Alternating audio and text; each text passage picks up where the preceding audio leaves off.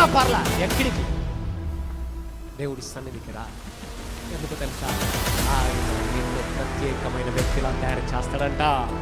ఓ, నిన్నెవ్వరూ తయారు చేయలేరు, ఎవరు నిన్ను లేపలేరు, ఎవరు నీకు సాయం చేయలేరు.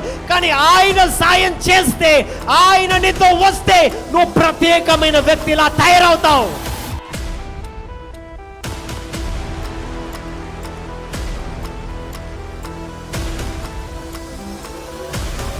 అందరికీ ప్రైజ్ లార్డ్. నా పేరు సాత్విక. నేను చింతల నుంచి వచ్చి ఉన్నాను. 1 ఇయర్ బ్యాక్ నుంచి నాకు బ్యాక్ పెయిన్ ఉండే. మేము సఫర్డ్ ఫ్రమ్ బ్యాక్ పెయిన్ చాలా సివియర్గా లేస్తూ ఉంది. మమ్మీ వాళ్ళు ఇట్లా అన్నారు కదా, వీక్నెస్ వల్ల కావచ్చు అనేసి అన్నారు. నేను మైగ్రేన్ ట్యాబ్లెట్స్ అప్పటికి వాడుతూ ఉన్నాను. డాక్టర్కి చెప్తే 3 మంత్స్ దాకా నాకు ట్యాబ్లెట్స్ ఇచ్చారు, కానీ అది ఇంకా తగ్గట్లేదు. నేను బ్రదర్ గురించి తెలుసుకొని బ్రదర్కి ఇక్కడికి రావడం జరిగింది. హాస్పిటల్కి వెళ్ళినప్పుడు స్కైనింగ్ ఇట్లా తీయించారు, ఎంఆర్ఐ స్కైనింగ్ అవన్నీ తీయించినప్పుడు బ్యాక్ బోన్ స్పైనల్ కార్డ్ కింద జరిగింది అని చెప్పారు. సో ఆపరేషన్ కంపల్సరీ 4 ఇయర్స్ తర్వాత చేయాల్సిందే, తప్పదు పాపకని ఒక డాక్టర్ చెప్పారు. మేము ఆ డాక్టర్ని కాకుండా వేరే డాక్టర్ని కన్సల్ట్ చేశాము. సో ఆపరేషన్ అవసరం లేదని చెప్పారు, పట్టీ ఇచ్చారు. ఫస్ట్ టైం నేను ఇక్కడికి వచ్చినప్పుడు పట్టీతోటే పెట్టుకొనే వచ్చాను. ఎంత పెయిన్ అంటే కూర్చోలేకపోయేదాన్ని, పండుకోలేకపోయేదాన్ని. బ్రదర్కి వచ్చి కలిసాక బ్రదర్ చెప్పారు, నువ్వు సిస్టర్ మీరు పండుకోవడానికి ఇబ్బంది పడుతూ ఉన్నారు, ఇట్లా స్ట్రేట్గా పండుకుంటే మీకు బ్యాక్లో పెయిన్ వస్తుందని చెప్పారు. ఎస్ బ్రదర్ నాకు వస్తుందని చెప్పాను. బ్రదర్ ఒకటే చెప్పారు, నువ్వు అద్భుతం చేయి దేవా అని ప్రార్థించు సిస్టర్, దేవుడు ఖచ్చితంగా నీ జీవితం అద్భుతం చేస్తారు, దేవుని ఖచ్చితంగా హీల్ చేస్తారని బ్రదర్ నాకు చెప్పి ఉన్నారు. నేను ఫస్ట్ టైం బ్యాక్ పట్టీ పెట్టుకొని వచ్చాను, కానీ నెక్స్ట్ టైం వచ్చినప్పుడు నేను పట్టీ లేకుండా వచ్చాను. ప్రేయర్ చేయడము, బ్రదర్ ప్రేయర్ చేయడము, ప్రార్థన చేయడము, అద్భుతం చేయమని చెప్పడం, అలా ప్రేయర్ చేశాక నేను పట్టీ లేకుండా ఫుల్ డే కాలేజ్లో కూర్చొని ఉన్నాను 1 మంత్. ఇప్పుడు నడుము నొప్పి లేదు, పట్టీ లేదు, ఏదీ లేదు. By God grace I'm well and I'm good. Thank you Jesus. 2 Corinthians chapter 4 from verse 16.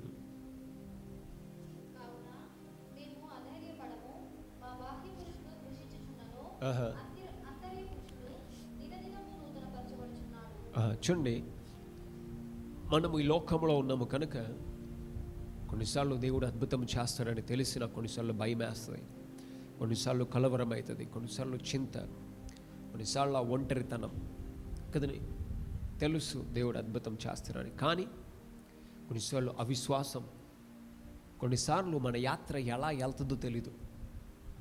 అందుకే చాలామంది నిలకడగా ఉండలేరు. ఆత్మీయంగా నిలకడగా ఉండాలంటే అది పెద్ద సవాళ్ళతో కూడిన పని కొన్నిసార్లు.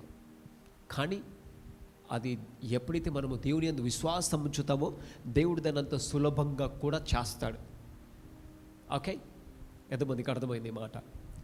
సవాళ్ళతో కూడిందే, కానీ నువ్వు ఎప్పుడైతే విశ్వాసం ఉంచి దేవుడితో నిలకడగా ఉంటావో దేవుడు అంత సులభంగా కూడా చేయగలడు. ఆయన చిన్న దగ్గును, జలుబును లేదా జ్వరమును బాగు చేయగలడు. ఆయన మృతులను సైతము సజీవుడుగా లేపగల దేవుడు. హల్లెలూయా. మృతులను కూడా లేపగలుగుతాడు. అంత గొప్ప దేవుడు ఆయన. అంటే నీ చిన్న సమస్యను తీసివేయగల దేవుడు.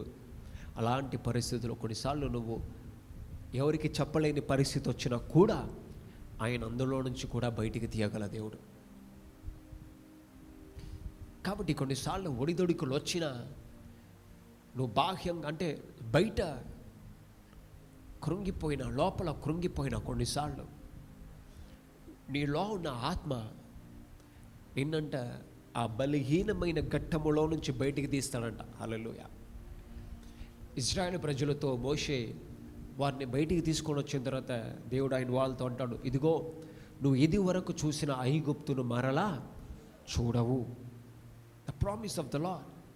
Every time when you're facing a problem, ఎప్పుడైతే నువ్వు ఒక సవాళ్ళను ఎదుర్కొంటూ, ఒక సమస్యను ఎదుర్కొంటూ వెళ్తావో ఒక్కసారి అంటే దేవుడి వైపు చూడాలా. దేవా, ఈ పరిస్థితిలో నాకు ఏ వాగ్దానం ఇస్తావు?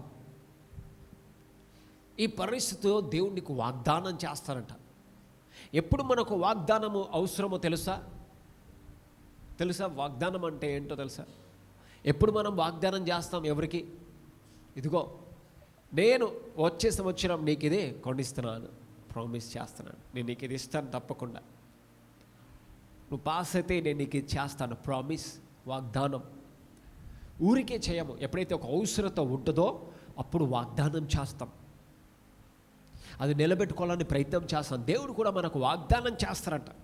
ఎప్పుడంటే పర్టికులర్గా నువ్వు సమస్యలో ఉన్నప్పుడు, ఇదిగో ఈ సమస్యలో ఉన్నావు కదా, నేను నిన్ను దీవించి నిన్ను గొప్ప చేస్తా, నేను నీతో వాగ్దానం చేస్తున్నాను. హల్లెలూయా. నీ పరిస్థితులను మార్చుతాను, ఇదిగో నేను నీతో వాగ్దానం చేస్తున్నా.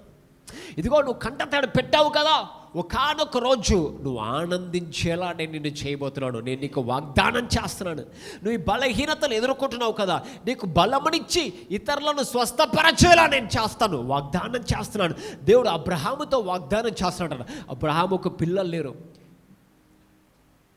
దేవుడు అంటున్నాడు, తన మీద తను ఒట్టు పెట్టుకున్నాడంట దేవుడు. ఇదిగో నా మీద నేను ఒట్టు పెట్టుకుంటున్నాను, నేను నిన్ను ఆశీర్వదిస్తాను, అనేకులకు తండ్రిగా నేను నిన్ను చేయబోతున్నాను. హల్లెలూయా. when you're facing a problem, ఈ మాట జ్ఞాపకం పెట్టుకొని, ఎప్పుడైతే సమస్యను ఎదుర్కొంటున్నావో అప్పుడు దేవుని వాగ్దానం కొరకు ఎదురు చూడాలంట.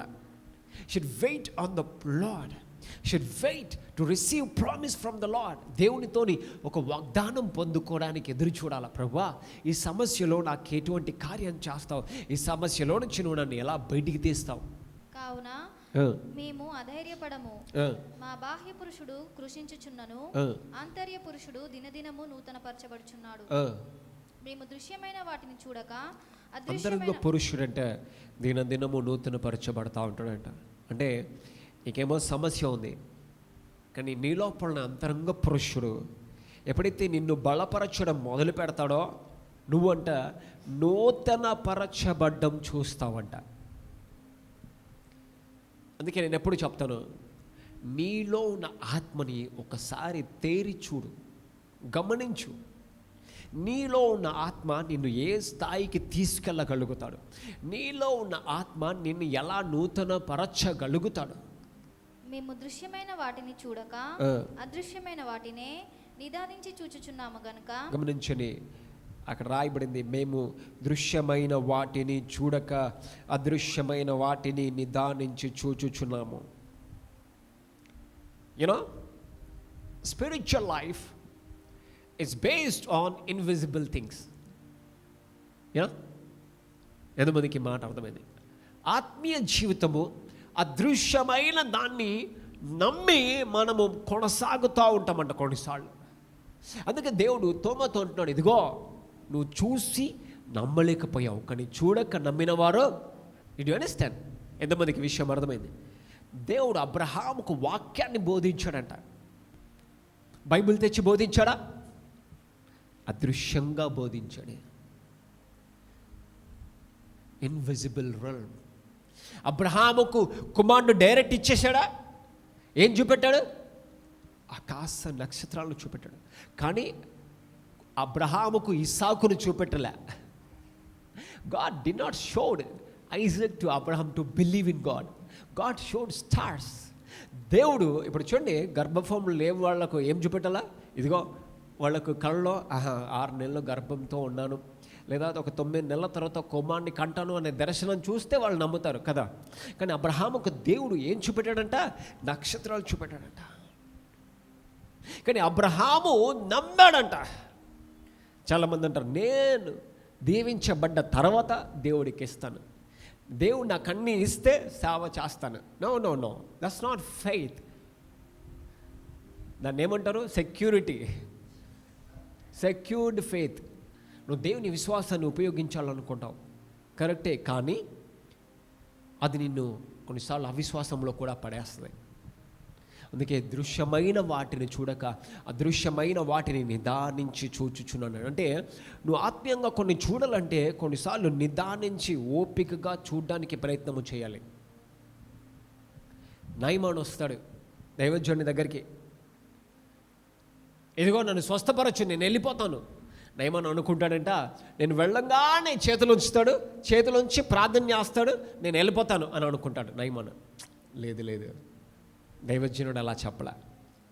దైవజనుడు అంటాడు, వెళ్ళి యోర్దానులో మునుగు అని అంటాడు. కానీ నయమాన్ అలా అనుకోలే. నయమాన్ అనుకుంటాను, నేను వెళ్తాను, తల మీద చేతులు ఉంచుతాడు, లేదా ప్రవచనం చెప్తాడు, ఏదో ఒక ప్రామిస్ ఇస్తాడు, వెళ్ళిపోతాను. లేదు, మై గాడ్, కొన్నిసార్లు నిదానం చూడాలి. ఎందుకంటే నువ్వు ఎక్కడికి వెళ్తున్నావంట, నువ్వు ఒక సూపర్ న్యాచురల్ రల్మ్లోకి వెళ్తున్నావు. Hallelujah, my God, somebody you know, that's why you need to excite. కొన్నిసార్లు నువ్వు ఆసక్తి కలిగి వినాలి, కొన్నిసార్లు దాన్ని నిదానించి చూడడానికి ప్రయత్నం చేయాలి. నీ హృదయం నువ్వు తెరవాలా, నీ అంతరంగంను నువ్వు యాక్సెస్ లోపలికి తీసుకురావాలి. యాక్సెప్టబుల్ హార్ట్ కావాలి కొన్నిసార్లు. అందుకే నువ్వు ఎక్కడికి వెళ్తావంట, ఒక స్థాయి నుంచి నువ్వు స్పిరిట్లో ఒక స్థాయికి వెళ్తావంట, ఒక లెవెల్లో నుంచి నువ్వు ఆత్మలో ఇంకొక స్థాయికి వెళ్తావు. దాన్ని నువ్వు అర్థము చేసుకోవడానికి ప్రయత్నం చేయాలి. అందుకే అంటున్నాడు, ఇదిగో దృశ్యమైన వాటిని చూడక అదృశ్యమైన వాటిని నిదానించి చూడాలని ప్రయత్నం చేయాలంట. అంటే ప్రార్థనలో కొన్నిసార్లు నీకు ఓపిక కావాలి. ప్రార్థనించే వ్యక్తికి కొన్నిసార్లు ఇదిగో అదృశ్యమైన వాటిని నిదానించి చూసే సమయము, ఏకాగ్రత కావాలి. You need faith to see invisible things. దృశ్యమైన వాటిని చూడక అదృశ్యమైన వాటినే నిదానించి చూచుచున్నాము కనుక క్షణమాత్రముండు మా చులకని శ్రమ మా కొరకు అంతకంతకు ఎక్కువగా నిత్యమైన మహిమా భారమును కలుగజేయుచున్నది. ఏలయనగా చూడండి, గమనించండి, నీ శ్రమలో తప్పకుండా దేవుడు నీకు అద్భుతం చేస్తాడు, కానీ నువ్వు నిదానించి చూచే ప్రయత్నం చేయాలంట. Should have faith in God. అందుకే నేనేమన్నాను మొదట, నీ శ్రమలో దేవుడు నీకే అద్భుతము చేస్తాడు అనే విశ్వాసం నీకు కావాలి. నీ శ్రమలో ఎటువంటి మార్గము తెరుస్తాడు నా దేవుడు అనే ఆలోచన నువ్వు చేయాలి. దాని కొరకంట నువ్వు ఓపికగా నిదానించి కనిపెట్టే ప్రయత్నం చేయాలి. హల్లెలూయా కదా. కొన్నిసార్లు ఎంత అసాధ్యమైన మాటలు ఇవన్నీ. కొన్నిసార్లు మనకు కనిపిస్తుంది, చెప్పడం చాలా సులభం. సమస్య వచ్చినప్పుడు ఎప్పుడు పోద్దా అని అనుకుంటాం, కానీ నిదానించి ఓపికగా కనిపెడతామా? సమస్య ఉన్నప్పుడు ప్రార్థనే చేయలేం, కానీ దేవుడు ఎట్లాడు, నువ్వు ఓపికతో కనిపెట్టు. మై గాడ్, ఎందుకో తెలుసా, దేవుడంట ఆ శ్రమను మార్చి మహిమను చూపెడతాడంట. హల్లెలూయా. నాకు మైక్ పట్టుకున్న నుంచి ఒకటి గుర్తొస్తా ఉంది. చాలా కాలం కింద, నా పరిచయ ప్రారంభంలో చాలా కాలం కింద ఒక సహోదరి వాళ్ళ అన్న కొరకు ప్రార్థన చేయమని చెప్పింది. వాళ్ళన్న పొలం మందు కొట్టి పొద్దున్న నుంచి సాయంత్రం వరకు పని వాళ్ళు లేకపోతే ఆయన్నే పని చేసిరంట. కొట్టి కొట్టి కొట్టి ఆ మందు బాడీ అంతా ఎక్కిస్తుందంట, బాడీకి అంతా పట్టేసిందంట. పట్టేసి ఆయన నాలుక ఉబ్బిపోయిందంట, మాట రావట్లేదు, పాయిజన్ అయిపోయిందంట బాడీ. దాదాపు మాట రాట్లా, తినలేకపోతున్నాడు, చాలా బలహీనపడ్డాడు. బలహీనపడిన తర్వాత డాక్టర్ అనంట, ఇంకా ఈయన చనిపోయే పరిస్థితిలో ఉన్నాడని 48 hours 24 hours ఇచ్చారంట. ఇచ్చిన తర్వాత ఆ సహోదరి నాకు కాల్ చేసింది. ఆయనేమో అన్యుడు, ఈ సహోదరి ఏమో వాళ్ళ కుటుంబం నమ్ముకున్నారు, ప్రార్థనా పరులు. నేను ప్రార్థన చేశాను, వాళ్ళ బంధువులందరూ హాస్పిటల్ ఉన్నారు. ఆమె అందరి ముందు కాల్ చేసి ప్రార్థన చేయించింది వాళ్ళ బ్రదర్కి. ప్రార్థన చేసిన తర్వాత ఆయన లోపల ఇంకా ఆ ఎఫెక్ట్ ఎక్కువైపోయింది. మొత్తం బాడీ బెడ్ మీద ఆయన వణికిపోయి ఎగురుతున్నాడంట. అన్న ప్రార్థించిన తర్వాత ఆయన ఇంకా ఘోరంగా చేస్తున్నాడు, ఇట్లా ఊగిపోతున్నాడు అన్న. అది ఇంజక్షన్ ఇవ్వండి అట్లా, సెలైన్ పెట్టని అట్లా అని. ప్రార్థన చేసిన 10 minutes కాల్ చేసింది. అన్న ప్రార్థించిన తర్వాత ఇంకా టూ మచ్ అయిపోయింది, డాక్టర్ అన్నాడు ఈయన చనిపోతాడు ఇంకా 24 hours అని. మా బంధువులందరూ నన్ను ఇలా చూస్తున్నారు, నేనేదో ప్రార్థన చేయించిన తర్వాత ఇంకా ఎక్కువైపోయింది అన్నట్టు చూస్తున్నారు అన్నది. నాకేం చేయాలో అర్థం కావట్లే. నా గదిలోకి వెళ్ళాను, ప్రార్థన చేయడం మొదలుపెట్టాను. ప్రభువా, నువ్వు అద్భుతం చేస్తావు, నువ్వు అతన్ని దర్శించు అని నేను ప్రార్థన చేస్తున్నాను. నేను ప్రార్థన చేసిన ఒక 5 minutes తర్వాత మళ్ళీ కాల్ వస్తుంది. నాకు అర్థం కావట్లేదు, కాల్ ఎత్తాలా ప్రార్థన చేయాలా, ఏమైందో అనే ఆలోచన లోపల. ఎందుకంటే ఆ సహోదరి ఏమంది, ప్రార్థన చేసిన తర్వాత ఇంకా ఎక్కువైపోయింది ఆయన. అయితే ఒక్కసారి కాల్ ఎత్తలా, మళ్ళీ ప్రార్థన చేస్తూనే ఉన్నాను. మళ్ళీ 2 నిమిషాలకు మళ్ళీ కాల్ వచ్చింది. ఏదైతే కాల్ ఎత్తాను. కాల్ ఎత్తిన తర్వాత, మా అన్న నార్మల్ పొజిషన్కి వచ్చాడు అని చెప్పింది. నార్మల్ పొజిషన్కి వచ్చాడు. ఎందుకంటే ఆయన పాయిజన్కి ఆయన బాడీ చేతులు ఇట్లా కొట్టుకుంటున్నాడంట బెడ్ మీద. ఏమైంది అని నేను అడిగాను. ఏమైందంటే తెలుసా, 10 నిమిషాల్లో మనిషి ఎలా మారిపోయాడంటే, నేను 10 నిమిషాలు ప్రార్థన చేశాను, ఆమెతో మాట్లాడుతున్నాను. ఆ 10 నిమిషాల్లో నేను గదిలోకి వెళ్ళి ప్రార్థన చేస్తుంటే ఏమైందంటే, ఆయనకి తెల్లగా ఒక వస్త్రములు వేసుకున్న వ్యక్తి వచ్చి ఆయన నుదుటి మీద రాసి, నాలుక మీద ఇలా రాసి వెళ్ళిపోయాడంట. ఆ 10 నిమిషాల్లోనే ఇది జరిగింది. ఆ 10 నిమిషాల్లోనే ఆయన మాట్లాడాడంట. లేచి 10 నిమిషాల తర్వాత అంటే ఆయన కూర్చొని మాట్లాడడం మొదలుపెట్టాడంట. ఏ వ్యక్తి అయితే నాలుక దొడ్డుగా అయిపోయి మాట్లాడలేకపోయాడో ఆయన మాట్లాడడం మొదలుపెట్టాడు. తెలుసా, ఆయన అడిగాడంట, నాకు ఏదైనా తేండి తింటాను అని. ఆమె ఏడ్చుకుంటూ కాల్ చేసింది. హల్లెలూయా. ఒకరోజు ఆయన కూడా వచ్చి సాక్ష్యం చెప్పాడు. మై గాడ్, హల్లెలూయా. అంటే నువ్వు కంగారు పడ్డానికి వీలేదు, నువ్వు నిదానించి చూడాల్సిన వ్యక్తివి. హల్లెలూయా. దేవుడు కోరుతున్నాడు కొన్నిటిని మనం నిదానించి చూడాలని దేవుడి ఉద్దేశం. ఎందుకో తెలుసా, నువ్వు శరీరంతో ఈ లోకపరమైన ఆలోచనలతో ఉంటే ఆత్మ సంగతులు కొన్నిసార్లు నువ్వు అర్థం చేసుకునే ఆలోచనలో నువ్వు చేయలేవు. నీ హృదయం తొందర పెడుతుంది, నీ ఆలోచనలు తొందర పెడతాయి, భయము, కలవరము, చోదన. ఇది ఎప్పుడు పోద్దో, ఈ డబ్బు ఎప్పుడు వస్తుందో. అందుకే అంటున్నాడు చూడండి, దృశ్యమైనవి అనిత్యములు, అదృశ్యమైనవి నిత్యములు. హల్లెలూయా. ఒక వచనం చూద్దాం. రోమీయులకు రాసిన పత్రిక 8వ అధ్యాయము 25వ వచనం నుండి. మనము చూడని దాని కొరకు నిరీక్షించిన ఎడల ఓపికతో దాని కొరకు కనిపెట్టుదుము. మై గాడ్, నువ్వు స్వస్థత చూడలే, అద్భుతాలు చూడలే, డబ్బు చూడలే, మరక్కలు చూడలే, ఎప్పుడు చూడలే, వినడమే. ప్రార్థనలో దేవునితో మాట్లాడతాడనే విషయం నీకు తెలుసు, కానీ నీకు అనుభవం లేదు. దేవుడు ప్రార్థన విని పరిస్థితులను మార్చుతాడని తెలుసు, కానీ నీకు అనుభవం లేదు. దేవుడు నిన్ను హెచ్చిస్తాడని తెలుసు, కానీ అనుభవం లేదు, సాక్ష్యాలు రాలా. నేను ప్రార్థన చేస్తే దేవుడు దూతలు పంపిస్తాడు అని తెలుసు, కానీ నువ్వెప్పుడు దూతను చూడలే. దేవుడు ప్రార్థన చేస్తే ప్రార్థన పరుల మీద అన్ని శక్తిని కుమ్మరిస్తాడని తెలుసు, కానీ నీవు నీ గదిలో ఎప్పుడు అనుభవం లేదు అన్నంత మాత్రాన నువ్వు అదే యాత్రలో కొనసాగడానికి వీలు లేదు. నీ జీవితం అంతా ఎప్పటికీ లేదు అనే ఆలోచనలోనే ఉంటుంది, లేకపోతే ఎవరో చూడాల్సి వస్తుంది. హల్లెలూయా. చూడండి, మనము చూడని దాని కొరకు నిరీక్షించిన ఎడలాదు ఓపికతో దాని కొరకు కనిపెట్టుదుము. Hallelujah. If you are not seen some things in your life, పర్టికులర్గా నీ జీవితంలో నువ్వు ఏదైతే చూడలేదనుకున్నావో, ప్రార్థన ద్వారా ఆత్మీయంగా చూడలేకపోయాను అనుకున్నావో, తప్పకుండా నువ్వు అంటే ఓపికతో నువ్వు నీ ప్రార్థన గదిలో లేదా ఆత్మీయంగా కనిపెట్టి తీరాలి. ఆయన తప్పక చేయువాడు, ఆయన తప్పక చేస్తాడు, తప్పక చూపిస్తాడు. ఆయన అయ్యో నేను ప్రార్థన చేస్తున్నాను, దేవుడు ఇది చేయలే అని నువ్వు అన్నానికి వీలదంట. నువ్వు ఓపికతో కూర్చోడు. ఫస్ట్ ఆఫ్ ఆల్, ఎంతమంది వింటున్నారు? ఎంతమందికి అర్థమైంది మాట? నువ్వు ఓపికతో కూర్చో. అక్కడ కూర్చోకుండా నువ్వు స్టేట్మెంట్ పాస్ చేయడానికి వీల్లేదు.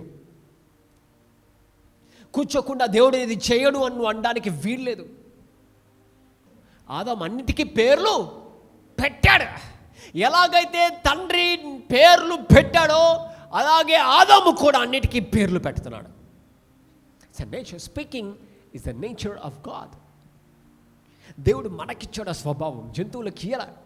కాబట్టి నువ్వు లేదు అంటున్నావంటే దాని అర్థము నువ్వు అనుకుంటున్నావు దేవుని స్వభావం కాదు. God never said no. అందుకని తప్పక జాగ్రత్త పడాలి. ఏది మాట్లాడాలో అదే మాట్లాడాలి, ఏది మాట్లాడకూడదో నీ నోటిని అప్పుడు you should shut your mouth down. నీ నోటిని మూసేయాల అది మాట్లాడకుండా. ఎందుకు తెలుసా? అందరూ మాట్లాడేది వేరు, నువ్వు మాట్లాడేది వేరు. అందరూ మాట్లాడేది కేవలం మాటలే, కానీ నువ్వు మాట్లాడేది శక్తిని బయలుదేరుతుంది. Hallelujah. It will flow with power. ఎంతమంది నమ్ముతున్నారు? I have power in my mouth. నా నోటికి శక్తి ఉందని ఎంతమంది నమ్ముతున్నారు? అందుకే తప్పనిసరి నువ్వేదైతే మాట్లాడుతున్నావో తప్పకుండా దాన్ని జాగ్రత్తగా మాట్లాడాలి. నువ్వు లేదు అని అంటున్నావు అంటే నువ్వు ఏం చేస్తున్నావు తెలుసా? దానికి ఒక పేరు పెడుతున్నావు. ఇదిగో నువ్వు నా జీవితంలో ఇది లేదు అన్నట్టే. My God, I you there? కాబట్టి నువ్వు దీన్ని చూసినప్పుడల్లా ఏమంటావు? ఇప్పుడు దీనికి ఒక పేరు పెట్టావు, లేదు అని. నువ్వేమంటావు? నువ్వు లేదు అని అంటున్నావు. కాబట్టి అది నీకు ఎలా కనబడుతుంది? ఎంతమందికి అర్థమైంది? అందుకే అన్నిటికీ పేర్లు పెట్టడానికి వీలు లేదు. Shut your mouth, speak a blessing. తప్పకుండా నీ నోటిని మూసి దాన్ని కంట్రోల్ చేసి, ఎప్పుడైతే when somebody controls his mouth, ఏ వ్యక్తి అయితే తన నోటిని కాచుకుంటాడో ఆ వ్యక్తి ఒకటి నమ్ముతున్నాడు, ఆ వ్యక్తికి శక్తి ఉన్నదని. హల్లెలూయా. బైబిల్లో ఉంది, తన నోటికి కళ్ళము వేయాలంట. తెలుసా కళ్ళం అంటే ఏంటండి? తాళమంట. ఇష్టానుసారమైన వాటిని మాట్లాడకుండా నీ నోటికి కళ్ళము వేయమని అంటాడు దేవుడు. ఎందుకంట ఆయన లోనికి నువ్వు వచ్చావు. ఆయన లోనికి వస్తే ఆయన ఊరుకుంటాడా? ఆయన స్వభావాన్ని మనకిస్తున్నాడు. హల్లెలూయా. అర్థమైందా? ఇదిగో నువ్వు మాట్లాడు, నువ్వు పేర్లు పెట్టు. అందుకే హెజ్కేలు గ్రంథంలో 37వ అధ్యాయంలో చూస్తే హెజ్కేలును గమనించండి. ఇదిగో హెజ్కేలు అంట దేవుడు ఆత్మచేత తీసుకెళ్ళంట ఎముకలు పొరలు ఉన్న చోట ఆయన దించుతాడంట. అయ్యా ఎక్కడికి తీసుకొచ్చావయ్యా అంటే దేవుడు అంటున్నాడు, ఇక్కడ నిలబడి నువ్వు ఇప్పుడు ప్రవచించాలా, ఈ ఎముకలన్నిటికీ ప్రవచించాలా, ఈ పొరలన్నిటికీ ప్రవచించాలా. ఎప్పుడైతే హెజ్కేలు వాటికి ప్రవచనం ఎత్తి ఆయన ప్రవచించడం మొదలుపెట్టాడో, ఎంతమంది తెలుసు? ఆ ఎముకలన్నీ ఒకదాని వెంబడి ఒకటి అతకడం మొదలుపెట్టాయంట. మై గాడ్, హల్లెలూయా, హల్లెలూయా. ఎప్పుడైతే నువ్వు లేదు అనకుండా ఉంది అని అంటావో, ఒక్కొక్క భాగము ఎక్కడి నుండో వచ్చి అది అతికి, my God, are you there? That's why, that's why you should speak. You should learn to speak. ఈ పక్కన వారికి చెప్పండి, నీ నోరు ఉంది చూసావా? చాలా పవర్ఫుల్. ఒక్కదాని వెంబడి ఒకటి అదుగుతూ ఉంటాయంట. బైబిల్లో రాయబడింది, మై గాడ్, గడగడమని ధ్వని పుట్టిందంట. నువ్వు నీ గదిలో చేసే ప్రార్థనకి దేవుడు ఎక్కడో శబ్దమును కలగజేస్తాడు. It will become powerful. Hallelujah. దృశ్యమైన వాటిని చూడక, అంటే నువ్వు ఎప్పుడైతే దృశ్యమైనది చూడలేదో అదృశ్యమైన వాటిని చూడాలి అని అనుకుంటున్నావో, దాని కొరకంట తప్పకుండా నీకు ఓపికతో దాని కొరకు కనిపెట్టాలి. కానీ దానికి ఒక స్టేట్మెంట్ పాస్ చేయదు. ఇది రాదు, ఇది జరగదు, ఇది లేదు అనడానికి వీల్లేదు. లేదు అన్న తర్వాత నువ్వే మళ్ళీ ప్రార్థన చేస్తావా? ఇది ప్రవ్వా, ఇది జరగాలి ప్రవ్వా. నువ్వు ఆల్రెడీ రోజు లేదు లేదు అనుకుంటా, ప్రవ్వా ఇది జరగాలంటే దేవుడు అంటాడు, ఇదిగో నువ్వు అని అని అని అని ఏం చేసావో తెలుసా? మై గాడ్, దట్స్ వై నేను అందుకే అన్నాను, అబ్రహాము దేవుని కన్ఫ్యూజ్ చేశాడంట. ప్రవ్వా, అబ్రహాము వచ్చి, అబ్రహమా నేను నిన్ను దీవిస్తాను అని అంటే అబ్రహాం అన్నాడు, నా పనోనికి ఇస్తా ఆస్తి. మై గాడ్, నువ్వు అని అని అని అని అని దానికి అనవసరమైన స్వరూపాన్ని తెచ్చావంట. దేవుడు అంటాడు, అయ్యా నువ్వు అని అని దానికి ఒక ఇమేజ్ని తెచ్చి మళ్ళీ నా దగ్గరికి వచ్చి మళ్ళా ప్రవ్వా దీన్ని మారచ్చు అని అంటున్నావు. నేను ఎలా కనబడుతున్నాను నీకు? నువ్వు ఏదంటే అది చేయాలా? You making God confuse by your words. దేవుని నువ్వు ఆటంకపరుస్తున్నావు అంట కొన్నిసార్లు నీ పదము, నీ మాటలతో. అందుకే ఎప్పుడైతే చూడండి 25 వచ్చిన, మనము చూడని దాని కొరకు నిరీక్షించిన ఎడల ఓపికతో దాని కొరకు కనిపెట్టుదుము. మై గాడ్, హల్లెలూయా. అందుకే చాలామంది చూడలే కాబట్టి ఏ స్టేట్మెంట్ అంటే ఆ స్టేట్మెంట్. ఇదిగో అద్భుతాలు చేయవు. చిన్నపిల్లాడు, వాడికి వాక్యమే తెలీదు. My God, how come you know? సమయలు వాక్యం తెలీదా? ప్రార్థన తెలీదా? సమయలకి దేవుడు తెలీదా? దావీదుకు దేవుడు తెలీదా? తెలుసా తెలీదా? తెలుసు. యోసేపు వాక్యం తెలీదా? చెరసాల్లో ఉన్నాడు.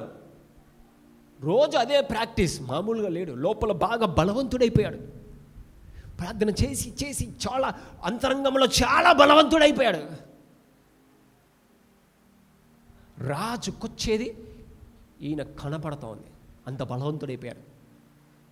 చాలామంది వాళ్ళు ఓపికతో కొన్నిసార్లు ప్రార్థన చేయలేరు. They will pass a statement, ఇదిగో వాళ్ళకేం తెలీదు. నో, మనం అనుకుంటాం చాలామందికి ఏం తెలియదు అని, కానీ లోపల చాలామంది ప్రార్థన పరులు ఉంటారు. హల్లెలూయా. చూడని దాని కొరకు నిరీక్షించినలా ఓపికతో దాని కొరకు కనిపెట్టదము. అటువలే ఆత్మయు, ఇక్కడ నుంచి చూడండి ఎలా ఉంటుందో. అటువలే ఆత్మయు మన బలహీనతను చూచి, దేన్ని చూస్తుంట? ఆత్మ మన బలహీనత చెప్పాలా, దేన్ని చూస్తుంట? ఇది గుర్తుపెట్టుకోండి, ఆత్మ బలహీనతను చూచి సహాయం చేయుచున్నాడు. మై గాడ్, హల్లెలూయా. ఎవరు సాయం చేస్తున్నారంట? నీ పక్కింటి వారు,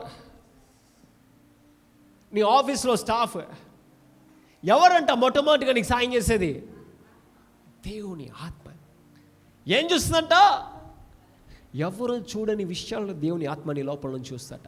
అందరు అంటారు దేవుడికి తెలీదా? మా ఇంకా దేవుడికే ఫస్ట్ తెలుసు. ఎవరికి తెలుస్తుంది ఫస్ట్? నీ లోపల పరిశుద్ధాత్మగా తెలుస్తుందంట.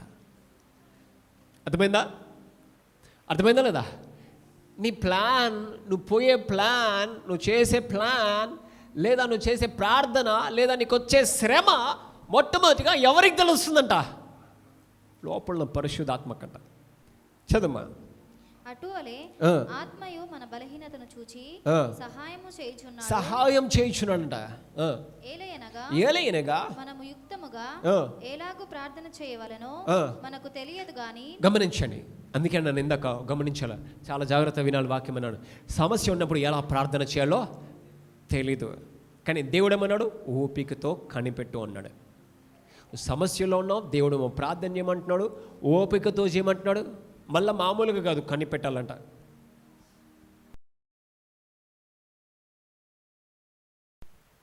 పరిశుద్ధుడా, సర్వశక్తిమంతుడా, జీవం గల నా తండ్రి, నీకు వందనాలు తెలియజేస్తున్నాం ప్రభువా.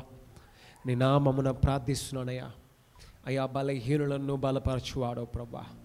అయ్యా, కృంగిన వారిని నువ్వు లేవనెత్తువాడో. అయ్యా, ఎవరు ఏ ప్రార్థన చేస్తున్నారో, ఎవరు ఏ అవసరతలో ఉన్నారో, ఎవరు దేని కొరకు నీ సన్నిధిలో కనిపెట్టుచున్నారో, అయ్యా నువ్వు చూచుచున్న దేవుడు, వారికి తప్పనిసరి సాక్ష్యమును అనుగ్రహించుదువుగాక, వారికి అద్భుతము చేయుదువుగాక, వారి పోరాటములన్నిటిపైన వారికి విజయమునిచ్చుదువుగాక. అయ్యా స్తోత్రం తండ్రి.